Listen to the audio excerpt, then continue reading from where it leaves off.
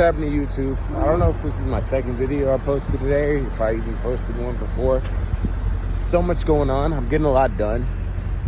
Staying motivated, staying inspired. The algorithm of the Matrix, as well as the algorithm on here on YouTube, it's on point right now. But one side note before I get into it. I don't know what to do with my beard. I got this strong ass chin. I always had a strong ass nigga chin. But I don't know what to do with it. Like the beard, you know what I mean? I don't know. I don't think it's a bad thing, though. But fuck it. We're gonna do what we're gonna do. So, subject I wanted to talk about on the algorithms that have been hidden lately. You know, narcissism is becoming a more aware thing. And people are discovering, whether it's scientists and psychologists and all this weird shit. And it's funny because that was my first major before I dropped out of college, psychology. And for everybody to be saying, oh, well, you know, it's only a few people that are narcissists or narcissistic. Well, maybe we're misjudging people. Maybe you have sociopaths. Maybe you have psychopaths.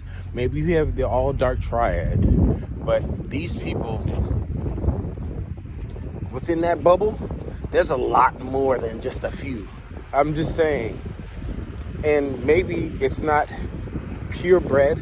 Maybe it's a side process of dealing with a narcissist. But then again, that leads into a whole area where psychology doesn't want to touch, where a lot of people are NPC hive minds. So they can easily be swayed and fused by people that are insane, basically. But with that being said, and that prefacing my whole subject of what I'm going to touch on, I don't even know what the title is. So, you know,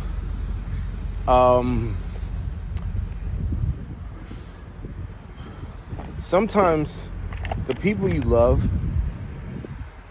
will be your worst fucking enemies. And if you're like me, shit, you know what I mean? If you follow Christ consciousness, if you follow Christ, if you follow Most High, if you adhere to these words, that's a doozy of a statement. And I don't know. Jesus, they're going crazy over here. Look at this shit. These boys are wilding. Anywho, like, I'm gonna have to take a back route so I don't get squished. These niggas doing stupid shit. But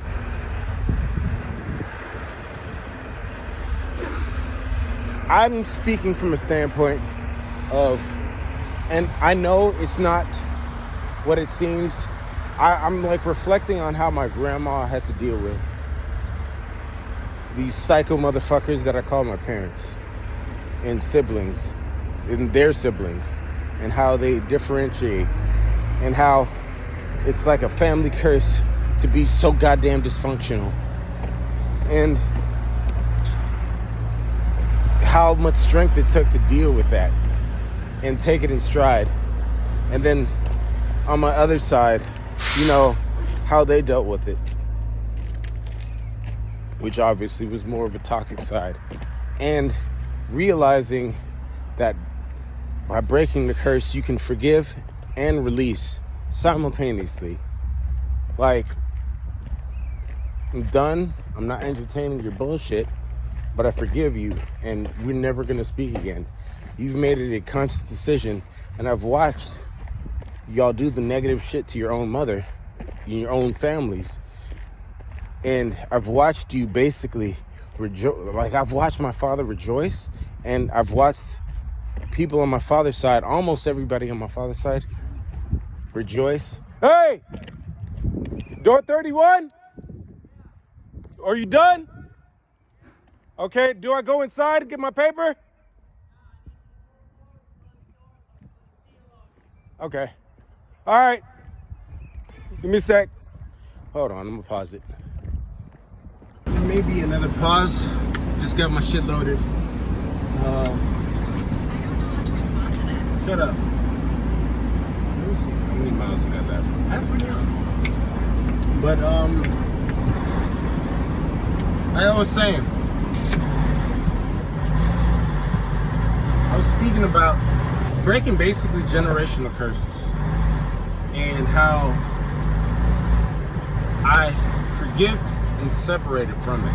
And I've watched how they treated their parents and their families and their loved ones, from aunts that needed help, that helped each other and willingly loved it, to my grandfather, which is the Venezuelan slash Japanese slash Moorish American, like original Negro Latino that was super rich, that was segregated from the rest of his family and shit, because the whole black disregard black males thing is a curse in American people. that I only spoke to him once in my whole life, and I have uncles that are younger than me, so he had his fun, but they did him dirty. And I watched her, and then my dad celebrated his death, like not in open, but you know, I'm an empath, so I can read this shit, and it was disgusting. And there's a lot of disgusting people out here. That's why I'm an introvert as well. I could read a lot of energies, and a lot of people share these same sentiments.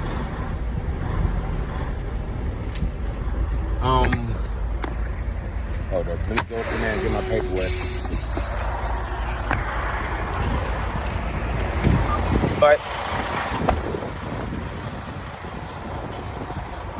But with that being said, unlike them and unlike many, I forgive and I let go and I separate, because I understand what comes with bearing a burden that wasn't mine in the first place. And realizing that these people are destructive enemies. Hold on, let me go and get this mile in. Realizing these people are destructive enemies to not only me, but all things that are good in all forms. Like, I've watched close siblings. It's just a negative tribe thing. Like, your blood isn't your blood. Your blood wants your blood. People that have your skin want to skin you. It's a weird situation, man. And I'm not bitching. Nigga, it's warrior over here. It's nothing but same breed over here. But at the same time, it's just like, man, you really have to wake up, and you really have to take that initiative, and you really have to bite down and really make them hard decisions in life if you really want to move forward. Every time I separated and segregated myself, I rose up.